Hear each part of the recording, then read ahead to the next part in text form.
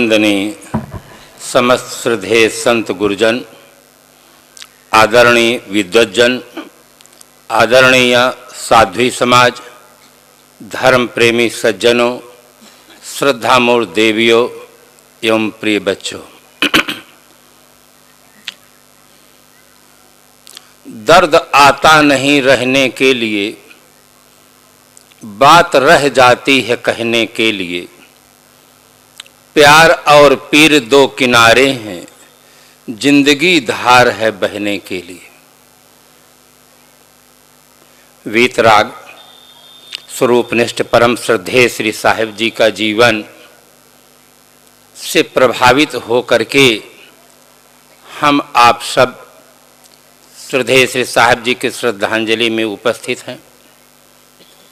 आदरणीय विद्वज्जन, संत गुरुजन सभी अपने हृदय के पवित्र उद्गार व्यक्त किए। साहिब जी का जीवन केवल कबीर पंथ के लिए नहीं, संपूर्ण मानव जगत के लिए समर्पित था और वे संत जगत के एक अनमोल रत्न थे। सांप्रदायिक सौहार्द इतना भरा हुआ था कि मैं जब साहिब जी के साथ रहता था, साहिब कहते थे और देखता भी था, कभी कोई वैष्णव संत आ जाते थे तो उनको भोग लगाने के लिए साहिब पहले से उनको भंडारी को कह देते थे कि उनको ठाकुर जी के भोग लगाने के लिए प्रसाद दे दिया करो। अपने सिद्धांत में दृढ़ आस्था रखते हुए दूसरे के संप्रदायों के इष्ट देवों का आदर करना, सम्मान करना, ये बहुत बड़ी बात थी। मानवता की साकार मूर्ति थे साहिब जी।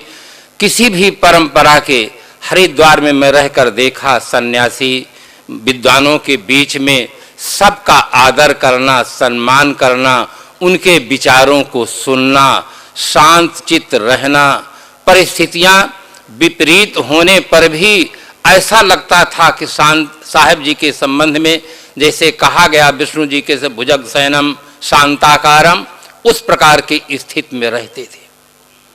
सत्य के प्रति अनन्य निष्ठा होने के कारण ही बीजक व्याख्या में, कबीर दर्शन में उन्होंने जो कुछ कहा, सत्य के विपरीत जहां जो कुछ देखा, दो टूक की भाषा में साफ शब्दों में निर्णय किया है। यह उनका अप्रतिम साहस था। सत्य के प्रति अनन्य निष्ठा थी। अंधविश्वास और दुराचरण ये जीवन के लिए अभिशाप है। इसका खुल करके साहिब ने निराकरण किया और शाश्वत सत्य और सदाचरण का प्रतिपादन किया। आज इसकी बहुत बड़ी आवश्यकता है। विश्व में अरबों नर नारी हैं।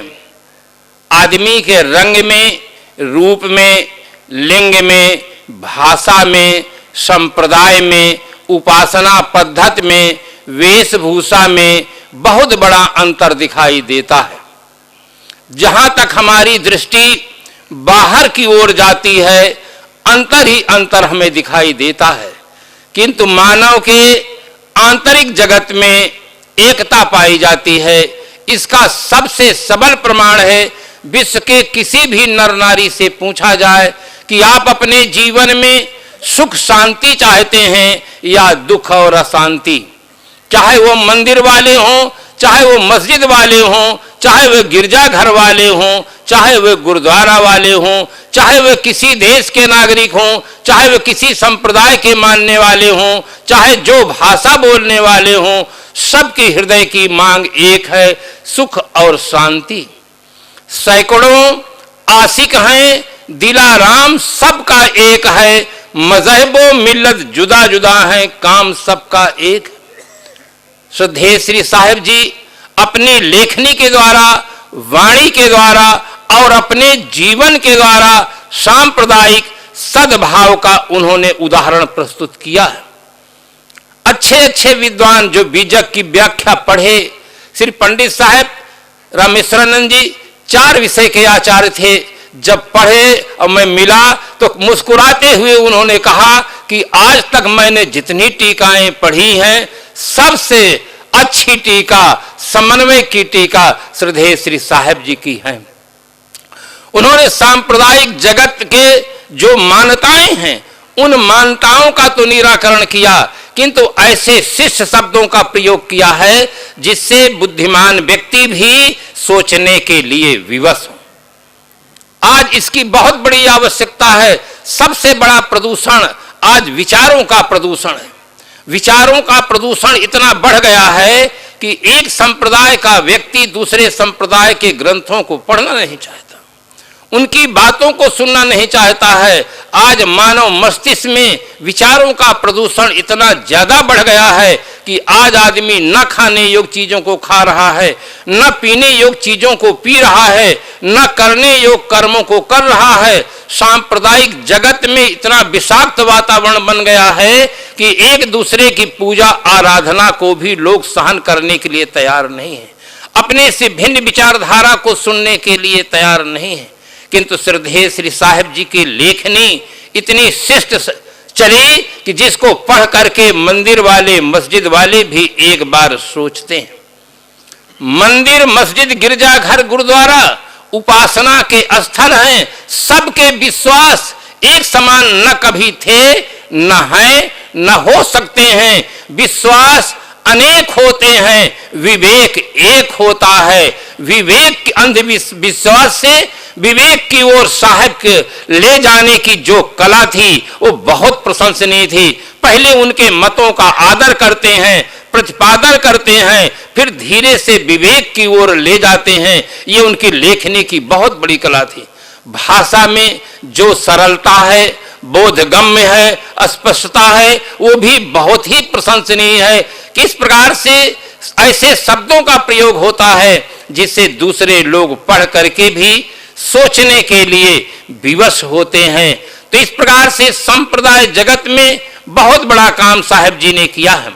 अनेक संप्रदाय के ग्रंथों का, मनीषियों का आदर करते हुए, वहां से सार लेते हुए रामायण रहस्य के साहिब जी की बहुत बड़ी देन है रामायण के संबंध में।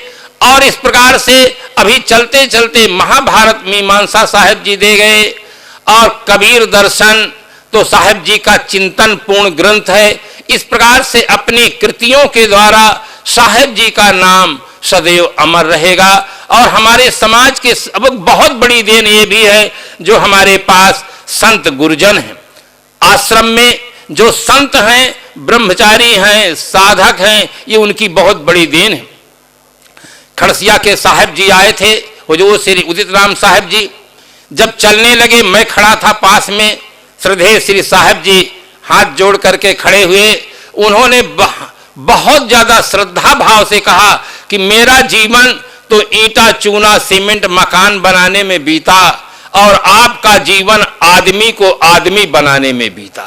सब संतों को देखकर इतने खुश हुए, संतों के व्यवहार से, श्रद्धेय श्री साहिब जी के व्यवहार से इतने प्रसन्न होकर के, गदगद होकर के कहे कि आपका जीवन बहुत सार्थक है। हमारे बीच में साहिब जी की एक बहुत बड़ी देन है कि इस प्रकार से अच्छे लेखक हैं, प्रवक्ता हैं, संत गुण संपन्न, रहनी संपन्न हैं। और एक बहुत बड़ी देन ये ब्रह्मचारिणी समाज की है। नारी जगत के लिए मुझसे एक बार आर्य समाज ने प्रश्न किया कि जिस दृष्टि को लेकर के सदगुरु कबीर साहब ने हिंदू मुस्लिम एकता की बात की, उस दृष्टि से नर नारी की एकता की बात नहीं की। मैंने कहा आप ठीक से बीजक का अध्ययन नहीं किए हैं। संत सम्राट सदगुरु कबीर साहब हिंदू मुस्लिम की एकता की बात नहीं किए हैं, मानव एकता की बात किए हैं। पूरे विश्व में मानव एक समान पैदा होता है, न कोई चोटी रखा करके आता है, न कोई सुन्नत करा करके आता है। आदमी आदमी के रूप में जन्म लेता है। पूरे विश्व में एक समान मनुष्य की उत्पत्ति होती है। सदगुरु कबीर साहब मानव एकता, मानव समानता, मानव श्रेष्ठता के उस घोषक थे। उन्होंने कहा कि मानुष तेरा गुण बड़ा। मंदिर, मस्जिद, गिरजाघर, गुरुद्वारा, ये जो उपासना के स्थल दिखाई देते हैं, अगर संसार में आदमी नहीं होता तो ये एक भी मंदिर, मस्जिद, गिरजाघर, गुरुद्वारा नहीं होते। इन सब का बनाने वाला आदमी है। अगर आदमी नहीं होता तो दुनिया में एक संप्रदाय भी नहीं होता। सभी संप्रदायों का जन्म किसी महापुरुष के द्वारा होता है, सभी ग्रंथों की रचना किसी महापुरुष के द्वारा होती है। मानवता के विकास में परम श्रद्धेय श्री साहब जी का बहुत बड़ा हाथ है, जिन्होंने आदमी को आदमी कह करके समझ करके अपने जीवन में प्रयोग किया। उन्होंने केवल कहा नहीं, केवल लिखा नहीं, अपने जीवन में प्रयोग करके दिखाए कि मानव केवल मानव है और मानव अछूत नहीं हो सकता है। मानव तो धरती का सिरमौर प्राणी है। मनुष्य एक ऐसा प्राणी है जो पत्थर को छू लेता है तो हनुमान जी बन जाता है, नदियों को छू लेता है वो तीर्थ स्थान बन जाता है। मनुष्य सबसे महान प्राणी है। इसका व्यवहारिक स्वरूप आदर्श के रूप में हमारा इलाहाबाद आश्रम है, जहां संत समाज सब रहते हैं। यहां किसी से किसी प्रकार का कोई दुर्व्यवहार नहीं होता है। आदमी को आदमी समझ करके एक आदर्श व्यवहार किया जाता है। संप्रदाय जगत के व्यक्तियों के साथ सुंदर व्यवहार किया जाता है। आज इसकी बहुत बड़ी जरूरत है। संत सम्राट सदगुरु कबीर साहब ने इसी दृष्टिकोण को लेकर के कहा कि पोथी पढ़ पढ़ जगमुआ, पंडित भया न कोय, ढाई आखर प्रेम का पढ़े सो पंडित हो। व्यवहारिक जीवन में सबसे बड़ी आवश्यकता प्रेम की है, मानवता की है। आदमी किस सिद्धांत को मानता है? द्वैतवाद को मानता है, अद्वैतवाद को मानता है, विशिष्टाद्वैत को मानता है। इससे कल्याण नहीं होता है। आदमी क्या जानता है और क्या मानता है, इससे ज्यादा महत्वपूर्ण तत्व है क्या करता है। अगर जो करना गलत होगा तो मान्यता के आधार पर कल्याण नहीं होता है। एक आदमी चाहे जो कुछ माने। मुझे एक घटना याद आती है हरिद्वार कुंभ मेला की। जिस समय पर थोड़ा सा आंदोलन चल रहा था, कुछ लोग ये कह रहे थे कि हम जबरदस्ती शास्त्रार्थ करेंगे। थानेदार साहब ने पूछा कि आप क्यों ऐसा करना चाहते हैं? कहे ये ईश्वर को नहीं मानते हैं, इसलिए हम शास्त्रार्थ करना चाहते हैं। मुझे याद आया थानेदार साहब ने इतना सटीक उत्तर दिया। उन्होंने कहा कि जो ईश्वर को मानता है उसे ईश्वर स्वर्ग देगा, और जो ईश्वर को नहीं मानता है ईश्वर उसे नरक देगा। बीच में आप क्यों परेशान होते हैं? इतना अच्छा उत्तर दिया कि उनसे कोई उत्तर नहीं चला। उन्होंने कहा जो जिसको मानता है उसको स्वर्ग देगा, नहीं मानता आप क्यों परेशान होते, हमसे ये बताइए। वो एकदम मौन हो गए। तो इस प्रकार से मान्यता के आधार पर बंधुओं कल्याण नहीं होता है, आचरण के आधार पर कल्याण होता है। कोई आदमी किसी भी सिद्धांत को मानता है, अगर चोरी हिंसा बलात्कार में पकड़ा जाता है तो उसे जेल जाना होगा, कर्म का फल भोगना होगा। वो ये नहीं कह सकता है कि मैं मंदिर का पुजारी हूं, मस्जिद का मुल्ला हूं, या किसी का मैं पैगंबर हूं, या मैं कोई विशेष पद पर स्थित हूं। ऐसे कहकर वो कर्म के विधान से छूट नहीं सकता है।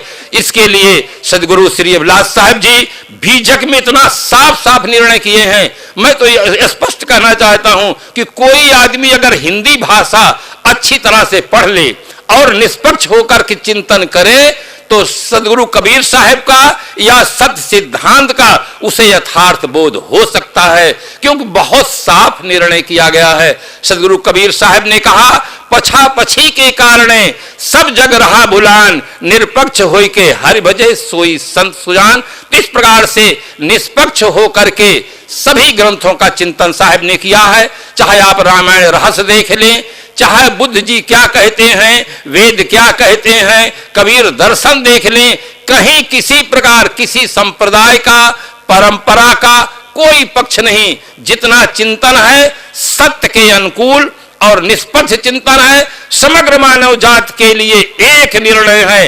विश्व में अरबों नर नारी हैं, सबके पास देखने का साधन एक है, वो है नेत्र। नेत्र के अलावा किसी व्यक्ति के लिए कोई स्पेशल व्यवस्था नहीं है, चाहे वो जिस संप्रदाय का हो, चाहे बहुत बड़ा राजनेता हो या धार्मिक नेता हो या सामान्य नागरिक हो। जो सत्य है वो सबके लिए एक है। इसी तरह का निर्णय, शाश्वत सत्य निर्णय श्रद्धेय श्री साहब जी की कृतियों में मिलता है। इसी से प्रभावित होकर के सभी लोग उनकी कृतियों का आदर करते हैं, गुणगान गाते हैं। ऐसे महापुरुष के प्रति मैं अपने बहुत श्रद्धा भाव से श्रद्धांजलि समर्पित करते हुए अपनी वाणी को विराम देता हूं। साहेब।